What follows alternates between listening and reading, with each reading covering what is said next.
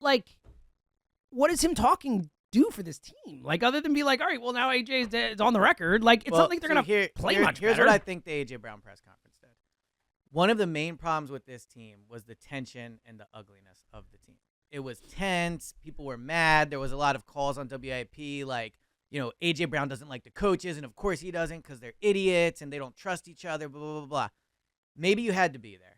I'm just saying, being in front of AJ Brown when he spoke, it was like, when you're sick and all of a sudden your temperature breaks? That's what it felt. It felt like the tension in the room. It felt like the tension in the room just went down 10 levels. He was charismatic. He was honest, I thought. He said what needed to be said. He defended the coaches. And I also think part of it is like the fan reaction to this press conference. I can just speak for what I saw on Twitter and the callers. And I know you probably got a different thing in the morning show. But, people seem to be very happy with what he said. So we did a poll. I know. I saw this. Yeah. I saw this. Yeah. So I saw this. the mass majority of people said maybe a little bit. Most people said not at all. Not at all. It did nothing for them. So I just don't think that and the calls we took, the vast majority of people were like, that's nice, but defense can't stop anybody. Look, but the defense, I agree, doesn't help the defense. What I think this does help is, and look, they have to ride the momentum of this into Sunday, and we'll talk about if they're going to play and all those things. But I've said all along, what this team needs is just something to go right. They need momentum. They need, a positive thing. And I thought the A.J. Brown thing was a super positive thing. Mm-hmm. He went out, and he was like, it's not the coaches. I like Brian Johnson. I like Nick. Well, do I think he was mad about coaching? Probably, right? But regardless, he was letting Nick flounder out there, and that's over now. I think what he said is true. He specifically defended the sequence everyone's been ripping him about, where it was poor execution on that draw wide receiver screen thing. He talked about the Seattle. It was poor play calling, too. I don't care what AJ says. It was a dumb play call. I don't think it was. I think it was a dumb play call. But I think AJ probably did, too, and he's just defending I don't think so. If you look, Jason Kelce said he was excited about the first down play. The first down. Yeah. Forget first down. Okay. I'm talking about second and third. Yeah, when it was a disaster. And AJ's line about he would have broken, it was just crazy. It's not. Buda Baker was right there. Yeah, I'm right. Buda Baker was right there. You're right. If someone blocks Buda, Jalen's There is no chance that Jalen was scoring on that. If someone blocked him. There's no chance. I disagree. No one blocking Buda. If you watch the play, if someone gets Buda Baker, he has a lane to go. Mm-hmm. I don't know what to tell you. I can pull it up. Richie diagnosed it on the air. He broke it down the exact play as he was watching it. Yeah, if you look, regardless, he disagrees with you. Richie said there's no chance, and I disagree with Richie. Good. And AJ seems to agree with me. Well, AJ, let's put the disclaimer out there. But so did Jason Kelce. We don't know what AJ said. We don't know the truth of what AJ said. All we know is what he said. It's nice. It seems like it's true. We don't know. Again, let's get to his freaking answer about the Seattle thing. He put it on the players. Cool. So that means that you guys didn't trust the call. See, I don't have that takeaway. But that isn't. But how can you look at it any other way? Because how do you feel about audible? The coaches put in a play, and they're like, let's go what we want to do. Right. I don't trust this call. That's all it is. So I think it was Kansas. And it was stupid what they did. So I think it was Kansas City. I'm almost positive. There was the play that we're talking about the Seattle play. No, I know. Oh. But I'm saying there was a play against Kansas City where Jalen audibles to a play and hits Devontae down the field, and he gets tackled at the 2. And I'm pretty sure that was a play Jalen audible, right? So there it's they don't trust that was not perceived then because it was said after the game that wasn't audible. And that was, look at Jalen, look at the control he has. Audibling is not a big deal. What he's basically saying is they audible. Now, I think the use of the word improvise is interesting. He used the word improvise. I know, but he didn't regardless, say audible. I know, but regardless, what I'm saying is, yes, it was like schoolyard. Let's go out and improvise. Right, but I don't think that means they don't trust the coaching. Unless you think audibling is always a shot at coaching. No, I don't. But in that case, it's the last play of the game. You need to at least right. And they saw something that they thought in the Seattle game. We're talking here, not Arizona. They clearly saw something they felt. Well, then they were dumb, incredibly dumb, to think that they should throw the ball downfield in that spot when you just need to get a field goal. That's a different debate. You were saying switching means they don't trust the coach. Well, it means they didn't like the coach, the call the coach called in that spot. Right. He didn't say we audible. He said we improvised. I know. That is an important clarification. I agree. He didn't say, hey, the call came in, Jalen saw something, he changed it out of it, he audibled, we did something else. He said we decided to improvise. Right. I agree that there is a potential distinction between improvise and audible. I do, right?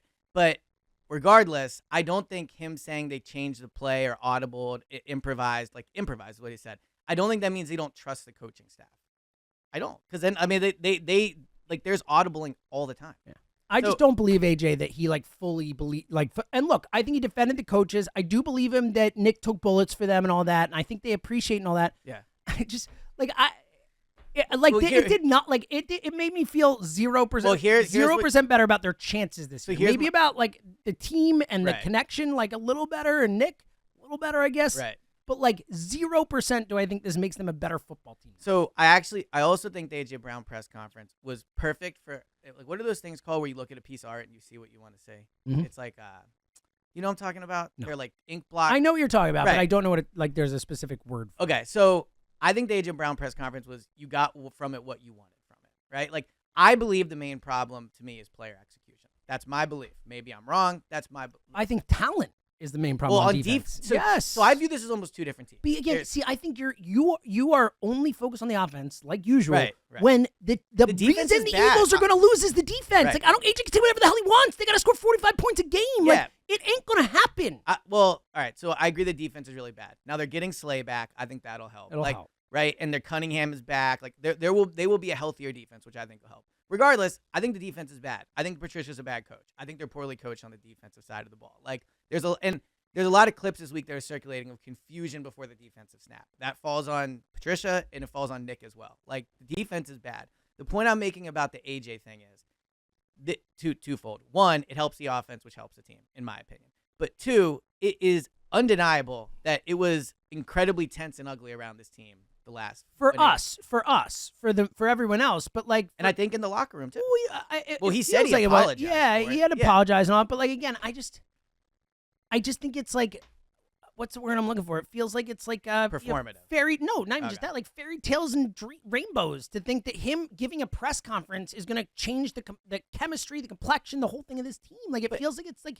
It's not gonna fix the defense. It's hoping for something that is I don't not think there. It's hoping for something. I think it's fixing a problem that was there. They had three problems. The defense sucked. They are sloppy on offense and have whatever. And they were like bad vibe team. Like that's what they were. And I think this fixed one of the problems. Yeah, I just don't think it. Look, I get your point. You think AJ speaking, everyone's all hunky dory now. It's like, oh, if they had issues before, and we don't know what they did, but let's say whether it's Jalen and AJ, whether it's this and that, and I don't think it's Jalen and AJ. I'm just saying. I'm not as sure. Okay, well, regardless, like you just think that AJ spoke, so it's all good. I think it lowered the temperature in the room. That's what I think. Maybe a little. I just don't think it's enough. Like I don't think it matters. Like, no press conference is fixing the defense. I agree with you on that. And I don't think any press conference is fixing the team. Is my point. But if we think the problem is vibes, but we think part of the problem is vibes. We also think part of the problem is execution. I think a part of the big problem is play calling. Like I think like AJ Brown saying what he said doesn't fix the play calling for me. It doesn't make the play calling better. Well, but I do think right. No, I don't think the play you calling don't have an issue with it. But you would agree. You would agree that I'm in the majority on this. You are in the majority. The vast majority of Eagles fans, correct, and people who talk about the team and whatever. Think the play calling has been bad offensively this year. But it doesn't seem the players below average. It doesn't seem the players feel as strongly as you guys. Well, cool, whatever. It doesn't matter. Well, I think the play calling's been bad. Like I know. But I'm saying like for this team, and also they might be. He's defending his guys. Like he stood up for Nick and Brian yesterday. Right. We have no idea how true it actually is. But Kelsey, who we agree, right, is like you talk to him every week. Very honest. Yes. On his pod, went through the sequence and defended all of it. Like defended. Bad, poor execution. You're just talking about one. I'm talking about the season. No, I know. I'm not talking about the 1st and 20. Whatever. That was fine. If they want to defend those specific plays, that's fine. I wouldn't. Right. I thought it was nonsense throwing a quarterback draw on 2nd and 20 there or whatever. I thought it was among the dumbest calls they've called all year. Right. And then in a slip screen to game, I thought that was an idiotic play when you're freaking AJ Brown out there. Like throw the freaking ball to AJ Brown. That's fine. Like regardless. Forgetting that. I'm talking all season. Right. I think they have been bad at play calling on offense. Right. I think they throw their guys out and say win one-on-one battles instead of scheming guys open, instead of doing interesting stuff. Again, I know I've said it 100 times. Right. But how many times? Plays that say wow. Ever. Right. But we're all right. We're getting off topic. We've had this. We're on topic. Okay. Well, I think like we're right in there. Well, no. I think the AJ thing is highlighting what people don't want to accept, which is the problem is player execution. And I think it lowered the temperature on the coaching. I think it's apparently both. It did not. No, but it's both. Like, I think that you are absolving the coaches just because AJ said. That's crazy. Well, it's been my opinion this whole time. Right. Like, AJ validated what I think. But you think. Yes. Everyone else. But I think AJ's correct. Unless you think AJ, and I don't want to use lying. I think that AJ is defending his coaches. But he gave specific examples. Like we on those plays. Yes. We're talking about one drive. But think about this, right? So what? And again, I still disagree with it. Right, but think about this. Some of the things the coach had been ripped for. The last play against Seattle, right? They were ripped up and down. How can he do that? He's so dumb. No, but hold focusing on. on specific plays. I'm focusing on the whole season. But what I'm saying is, like the specific plays that you're mad about, the players have said it's their fault. So don't you think that on the whole season, every play, all no, season? Not every play, but the problem is the full Niners game, the full Cowboys game, the full what do you mean? It's not all or nothing. But what I'm saying is the plays that people like you and other people are mad at the coaching have used to say that it's the coaching. AJ came out yesterday and Kelsey in his own pod and explained that it's not the coaching. So that's what I'm trying to say. Again, though, they are players on the football team whose coaches are embroiled right now, and they are defending their. And I think that matters. I think it matters that they have their coaches back. Right. I don't think it means that they actually believe that it's the best possible offense they could be running or the best plays they could be calling. Look, do I think they believe every play call is perfect? No. Just like I believe the coaches don't believe the players are executing everything perfectly. They've lost 4 out of 5 games. Both have to be better. I'm not absolving one side. But I think what AJ said is true and is reason to believe, because what he's saying is it's execution problems. That's what Kelsey's saying. Like, I know they're 1-4 in their last 5 games, but they're closer than what that 1-4 I disagree with them. I think execution problems are a big part of it. But I think that, I disagree. I know it's bad I play calling. know you disagree. But for me, what I'm saying is it reinforced my belief that this team can turn it around, because once they execute better, like there are plays to be made there. I know you disagree with the play calling on the draw on the wide receivers. Period. I know you do. With the play calling this season. I know, but I'm using this as an example, right? If they execute those plays better, they probably win the Cardinals. But it's the thing. Like, okay, fine. If they execute those plays better, there are also 100 plays that you could have called that were way better than that. Even if they executed those, it'd be even better. But I don't. Those plays they were set ran up to work. back-to-back quarterback screens, right, or draws. Are you freaking kidding me? With no option for Jalen to throw, with him tucking the ball like a freaking running back and running out to the side. Like, Jalen doesn't have the speed this year. Like, know your offense, know your players. I think it's nonsense. But the plays were there to be made. Oh, they just were. When you look at it, they were. There's any play in the NFL, there's always going to be someone you could do, something you could do to make a play. I agree. They were not the best plays to be made, is my point.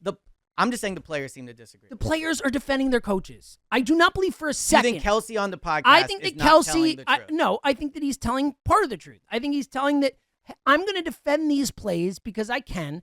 But if you said, Jason, would you have called those plays in those spots? I'll bet you would have said no. I think the second down play is really it's a horrendous, disastrous play, and that's what sets up the screen, because you're just trying to get a field goal. So it's a massive issue. So how you feel is how I felt in the moment. Right? Like, watching it in the stadium is how I felt. And I think, like, the ugliness was reached, like, a peak at that point, right?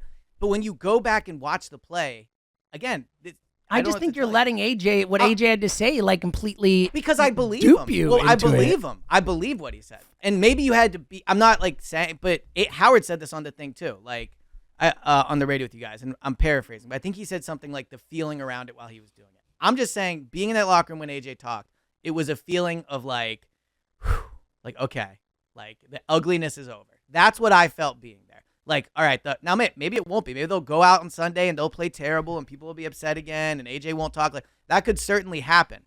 But what I'm saying is the feeling I got was like, all right, he's not mad anymore. The players have to play better. The coaches aren't idiots like everybody thinks. Like, that's not the problem.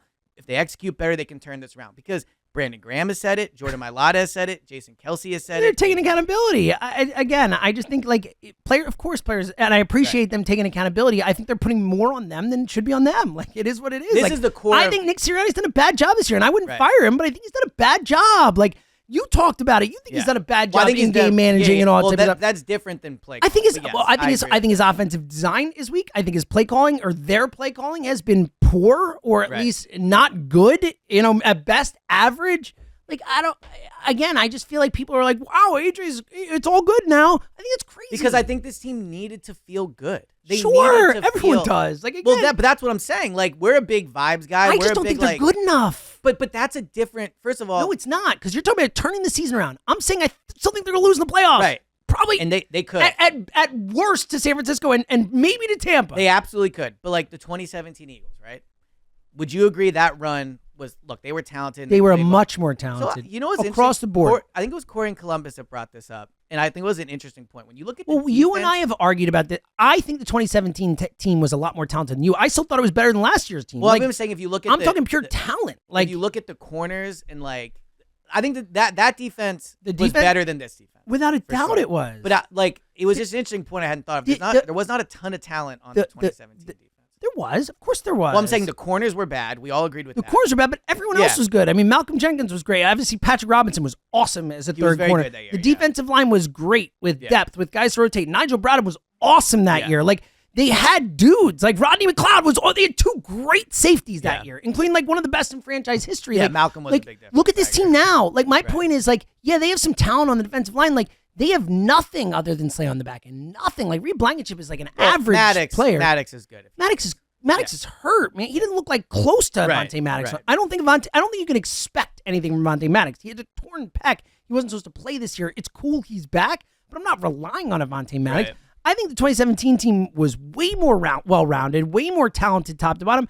And also the 2017 team, like, that had a group unlike any I've ever seen in terms of connectedness, in terms of loving each other. That's the best locker room I've seen in my life watching sports. Right. And so this locker room is not that locker room. Yeah. I agree. Yeah. But the point I'm making is even like last year, the 2022 locker room, which is a great locker room, connectivity stuff, I think they pale in comparison to 2017. 2017 was the most special group I've ever seen special group. In my life, not just Philadelphia, ever watching sports, in my opinion, as the most special group. Yeah.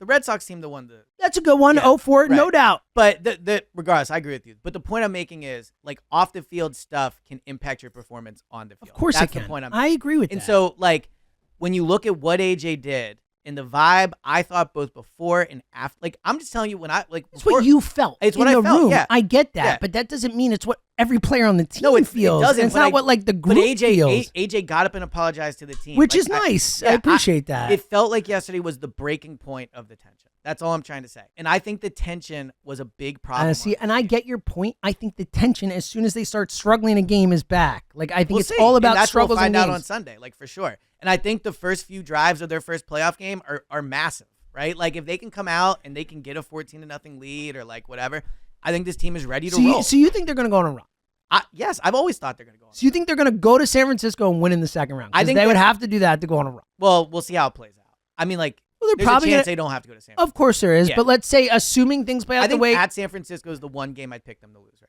Well, that's most likely what the second round game is going to be. And we'll see. Like, I'm not saying I think they can be uncompetitive in that game. I think they'll go there, they'll win their first playoff game, and I think we'll see what happens in San Francisco. I'm not sure they're going to win the first playoff game, and I think they get demolished in San Francisco. I just think they're so much closer than you're giving them credit for. I really don't. They feel so far. They just lost to the Arizona Cardinals, man. They're 2 or 3 plays away from winning 3 straight games. But again, I think they are, bro. Like, they are, though. Do you think this defense can stop anyone in the playoffs? I agree with you. The defense. That's is not good. This discussion's over. If the defense can't stop anyone, the game's over. But also, if the offense plays better, it helps the defense too. Like, it does. Sure, it does. So I think the offense is like 80% where it needs to be. Like, if they do 20% better execution, they take care of the ball. Like, I think this team can go on a run. Again, we disagree on the play calling thing. Right. Like, that's flat out. I know. Like, I think the play calling is not good enough. I think they need to change things. Right. Which I don't think they're going to do.